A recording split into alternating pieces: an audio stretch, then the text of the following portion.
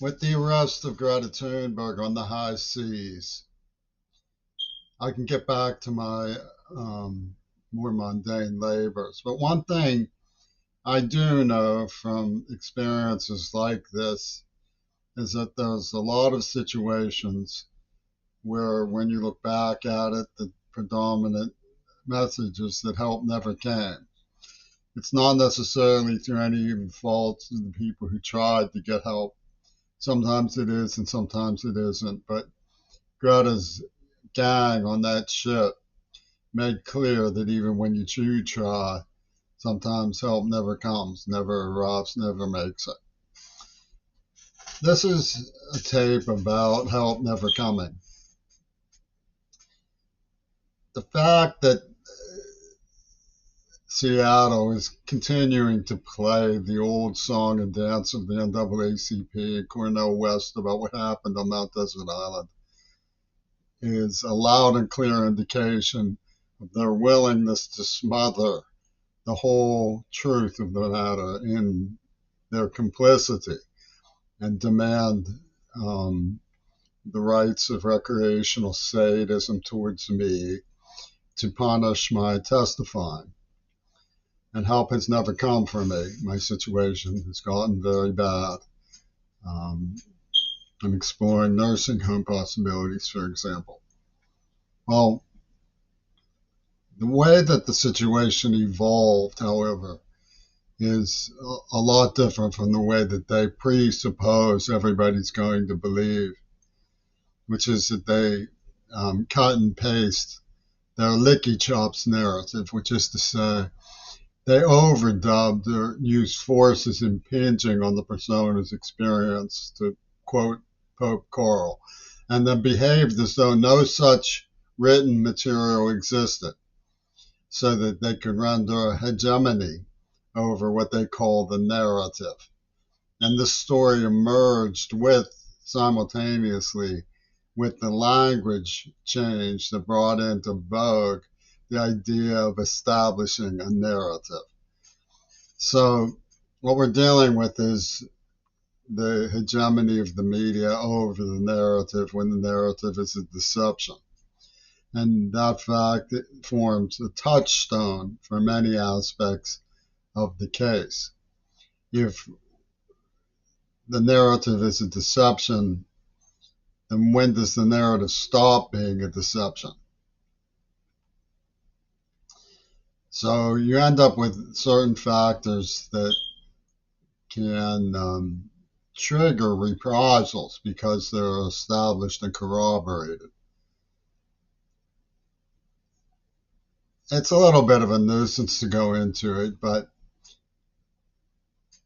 Seattle's Green Party, which has prominent Black Panthers who believe that you must believe as they believe if you're going to eat the food that is served in a community center for the seniors, or you'll be punished for not believing as they believe. That's how they operate. And it can hardly be hidden that that's how they operate. They're partners of Donald Trump. They did nothing to try to stop Trump from establishing this narrative that he has going with his gang of rock stars. And all of that can be proven, and as false. Their claims are false. They established a narrative about me by using the language that Greg Carl calls constructing a persona. And nobody admits even that the language is clear from the scripts of Pope Carl. They just carry right on going as though no such confession to manipulation has been made, because it helps them establish the narrative. So it's not really clear what the hegemony that the NAACP and Black Panthers are angling for. Mount Desert Island, which they clearly believe to be justified, was organized by Will Zell, a white mouse cage assembler for the Jackson Immunogenetic Laboratories, who extolled the virtues of Joseph Goebbels. I knew him through art school when I was interested in the Gurdjieff Society. A member of Northern Forest himself, I met Walter Hodaruski at Claymont at the invitation of Robert Fripp. Hodaruski was also from Northern Forest, where Paul Beadler held court. So if you look up Paul Beadler and read about him and look up Pierre Elliott and the Claymont court of Robert Fripp, you'll see who these people were. Wilzel was suspicious enough that I pursued the chain of evidence to determine whether or not my suspicions were valid, and they were proven valid. Now, somehow, this made him a warrior for the African cause. Dr. Ralph Proctor believed that you should vote for people because they are black and have no other qualifications. Well, he said that. I don't know if he was sober, but Wilzel was white, but he gets endorsed because I'm not black, I guess, is their reasoning. So therefore, I'm not special enough to warrant concern about organized crime victimization. They made me deaf, which meant I didn't really live a life. I've never seen the Mediterranean. I've never been to France. I've never gotten invited to dinner anywhere because of my ability to converse and be engaging. I've never played my music for anybody in a concert setting. And I can't even play anymore because they inflicted me with Parkinson's to show their mettle as professors of medical violence, as Dr. Proctor was. So there's no reason not to vote for Kamala Harris, even though she used the civil rights movement in the name of Dr. Martin Luther King to promote genocide. No, why would that matter? She's a black person. So Wilzel's involvement, he was talking about a scheme to transform the human race by injecting the blood before AIDS took off. And he set up this poach on Mount Desert Island with the help of people from Pittsburgh who I knew at art school and before back, who were even named in the letters of Gail Burston. So Greg Carl's gang were at the art school in Philadelphia called Tyler Art School, where I met Wilzel. So the Gutter Snipes was that gang.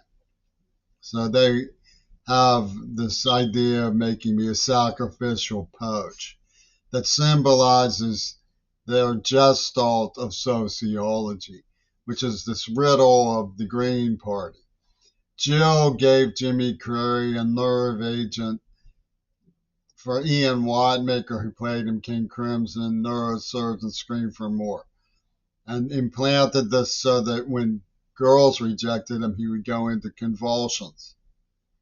Wow, that's meaningful because it's not a black person, it's a white person. And so that's a good thing that they're doing with a guy who's a fanatic for Joseph Goebbels, a white mouse cage assembler for Jackson Immunogenetic Laboratories. And they laugh about it because they got pornography peep out of their genocide.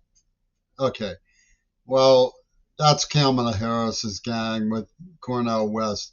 Frankly, I think when it comes to me, they should drop the farce about black-white, pool room feuds.